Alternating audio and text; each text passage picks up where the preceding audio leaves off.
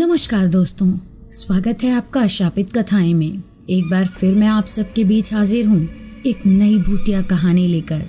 दोस्तों, ये कहानी एक सच्ची घटना पर आधारित है जो मेरे किसी जानने वाले के साथ हुई थी। तो ये कहानी मैं आपसे व्यक्त करूंगी उन्हीं के शब्दों में।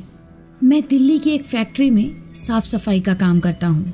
मेरा घर फैक्ट्री से 5 किलोमीटर की दूरी पर है।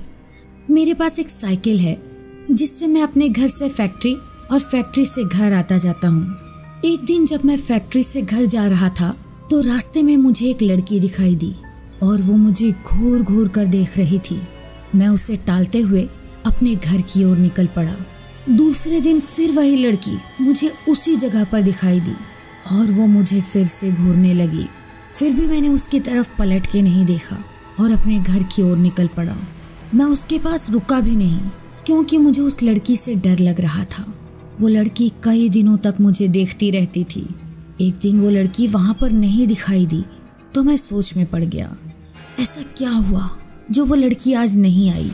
फिर मैं अपने घर की तरफ निकल पड़ा।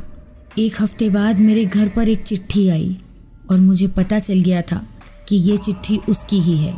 उसमें उसका नाम प्रीति लिखा हुआ था और उसमें से एक फ़ोटो निकली थी जो कि उसी लड़की की थी।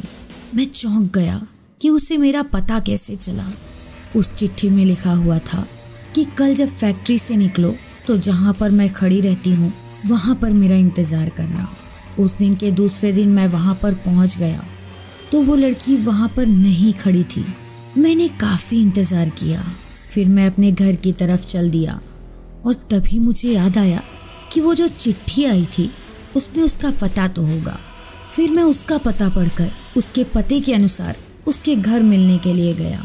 दरवाज़ा खोलते ही एक आदमी आया और बोला कि क्या काम है। तो मैंने बोला कि मुझे प्रीति से मिलना है। उस आदमी ने बोला कि मैं प्रीति का पापा हूँ और प्रीति को मरे हुए 2 महीने हो चुके हैं। मेरे हाथ पांव कांपने लगे।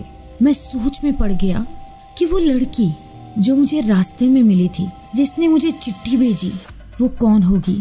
मुझे लगा कि वो उसकी आत्मा होगी। तभी प्रीति के पापा ने मुझे दिखाया कि देख लो, उसकी तस्वीर पर माला पड़ी हुई थी। तभी मैं भागकर अपने घर पहुंचा और फिर मैंने उस चिट्ठी को जला दिया। और उस दिन के बाद से मैंने कभी भी अनजान लोगों से मिलना और बात करना बंद कर दिया। तो दोस्तों, क्या आपने भी कभी इस तरह के रास्ते के भूत की कहानियाँ सुनी हैं? वीडियो पसंद आया हो तो लाइक, शेयर और सब्सक्राइब करना ना भूलें।